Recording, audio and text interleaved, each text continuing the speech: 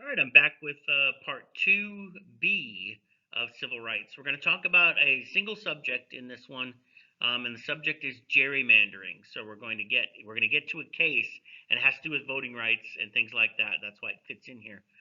But the case is one of our 15, but we're not going to do the case as a homework piece until the last part next week on Monday. So we start with the idea of what gerrymandering is. Gerrymandering is, and it's a phrase that's often ill used, it's drawing district boundaries to the advantage of a certain group. Okay, so that in and of itself is not illegal.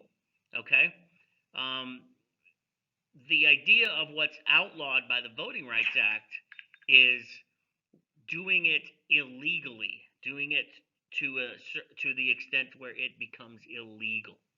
Okay, because whatever happens after every census, after this one here, 2020 census, this coming year, 2021, the state of Georgia is going to redraw its boundaries, and it's going to redraw its districts, and they're going to draw it because the state house, the state senate, and the governor are all of the Republican Party. They're going to draw it to advantage the Republican Party as much as they can. And the other states will do that with whatever. If they have Democrats in charge, they will draw them to advantage the Democrats. Okay, so doing that is not illegal. There is a way to do it illegally, and that's the discrimination piece. Okay, and so the Voting Rights Act, this where this fits into this part of the unit, said that that you should draw boundaries, or it should be a goal to draw boundaries with some minority majority districts if it can. And so that was the insistence of the Justice Department when you can. Um, and the idea, though, had to be the districts had to be redrawn if you're going to redraw them to avoid discriminatory results, and that's where the case gets into. So you'll see kind of what we're talking about here. So, in addition to that, based on the Voting Rights Act of '65 and then the amendment in '82, the Justice Department had to do what was called pre-clearance. They had to approve all district boundary changes in southern states plus a few in the north. So the 11 southern states that were part of the Confederacy, plus some areas in the north that had their own discrimination issues. Um, they saw, this is where the Justice Department jumped in, and they said they saw the law as a mandate. You must create majority minority districts, or majority minority districts.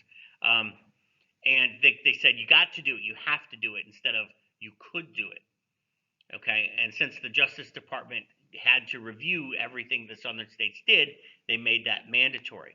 So we're going to get into this point. It happens after the 1990 census. 14 House districts were drawn specifically throughout the country to create majority black populations, and 6 were drawn to create majority Hispanic populations. Okay, so that's the beginning here. Several, though, and you're going to see this when we look at our case, were extremely odd in shape. So let's start. This case comes out of North Carolina, Shaw versus Reno. Reno is the Attorney General of the U.S. under Bill Clinton. That's why she is the defendant here, because the state of North Carolina is suing the Justice Department. So after the 1990 census, North Carolina is going to redraw their districts, and they redrew them and created one majority black district. So they had to submit that because of this pre-clearance issue. They had to submit that to the Justice Department. The Justice Department sent it back and said, no, you need to draw 2. You can't just draw 1, you need to draw 2. So North Carolina said, okay, and they came up with this. Look at that District 12. That is crazy. Okay, there's no continuity to it. There's nothing that represents anything that anybody has in common with anything except race. Okay? And that's just a ridiculously drawn district. It goes along a highway where nobody lives, because the district has to have boundary lines that connect. Okay, District 1 is kind of is better. District 12 is ridiculous. So they redrew the map. They redrew it, creating that map. And the Justice Department was like, cool, okay, you got 2 majority minority districts, we'll take that. And so then they got sued.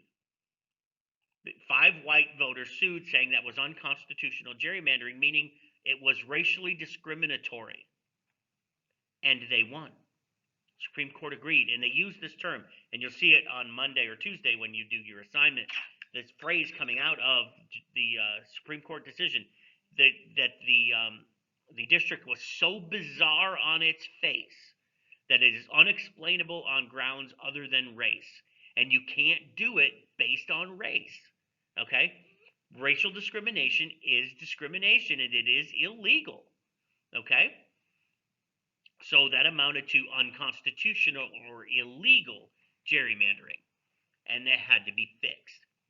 So I'm going to show you a couple of other examples. So these will go quick of crazy, weirdly drawn districts that probably were not ending up allowed. Illinois District 4. Okay, it's in green there. They use Interstate 294 as part of their district boundary where nobody lives, and they draw this crazy shape. That's ridiculous. Okay, those kind of things are not allowed. No matter what if you're an altruistic goal of trying to put more black people or more Hispanic people in a district, you still can't do it that way. This one is crazy from Texas. It's not even, I don't even have the whole state. It's just a weirdly drawn district in Texas. That something like that is just not going to fly, no matter what the good goal is, if you call it a good goal. Okay, so the idea here, and again, we'll do more inside the assignment itself. So are these types of drawings allowed in order to create this worthy goal of creating majority-minority districts? Okay, you just can't do it like those were. So not necessarily. Court rulings have said, and here's the key, if the sole purpose is to create a minority-controlled district, but it's very oddly shaped, it is probably not going to be allowed. There have to be other factors. You have to consider these things that are usually the case for congressional districts. They have shared community interests. There was nothing shared from one end to the other of that district in North Carolina. Compactness is usually a goal. Remember, you got to put the right amount of people in, somewhere around 750 or 760,000 people into a district. But it really has to have a community interest. It has to have shared common ideals and ideas and all of that stuff.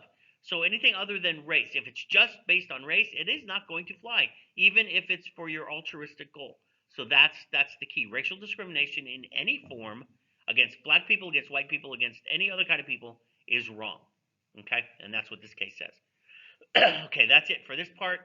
Part 3, the last part of this of unit, and this will be the last part of Unit 3 as a whole, will come up next week on Monday. You'll have those.